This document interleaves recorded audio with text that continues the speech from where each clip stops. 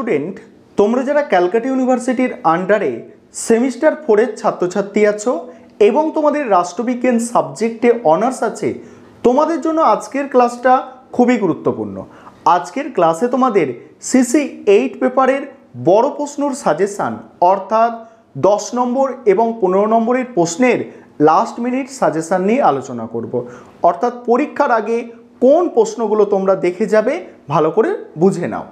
প্রথমে 15 নম্বরের প্রশ্নগুলো বলছি, একটু মনোযোগ সহকারে শুনবে। মডিউল 1 থেকে সবথেকে গুরুত্বপূর্ণ প্রশ্ন আমি দুটো রেখেছি 15 নম্বরে। প্রথম যে প্রশ্ন, আইন তত্ত্বে রোমান রাজনৈতিক চিন্তার অবদান।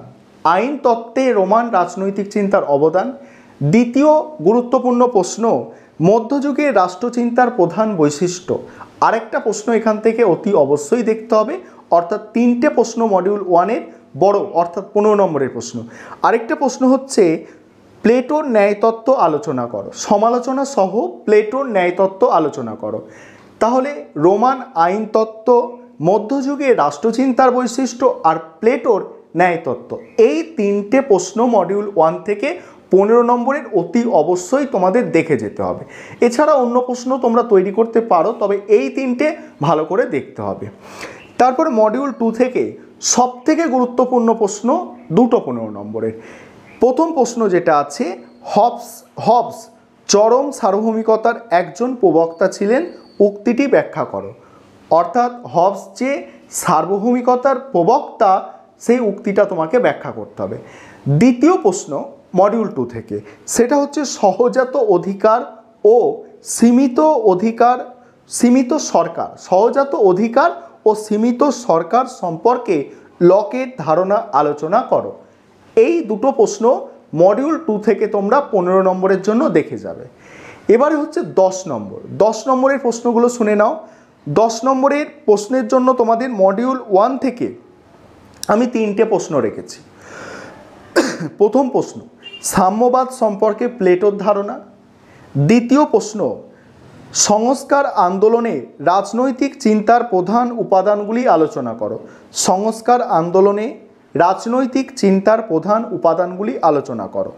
আর 3 নম্বর প্রশ্ন মডিউল 1-এ, অ্যারিস্টটল সংবিধান সম্পর্কে অ্যারিস্টটলের মতবাদ। সংবিধান সম্পর্কে অ্যারিস্টটলের মতবাদ। মডিউল 2 থেকে 10 নম্বরের প্রশ্নগুলো বলবো, তার আগে একটা বিষয় তোমাদের বলার আছে যে তোমাদের জন্য অনলাইন কোচিং ক্লাস চলছে। তোমরা যদি কেউ অ্যাডমিশান নিতে চাও, স্ক্রিনে যে নম্বরটা দেখতে পাচ্ছ এই নম্বরে যোগাযোগ করে সেমিস্টার 5-এর জন্য তোমরা অ্যাডমিশান নিয়ে রাখতে পারো। আর তোমাদের পরীক্ষা হলেই সেমিস্টার 4-এর পরীক্ষা শেষ হবে, আমাদের সেমিস্টার 5-এর পড়া আমাদের শুরু হয়ে যাবে। মডিউল 2 থেকে যেগুলো করতে হবে শোনো।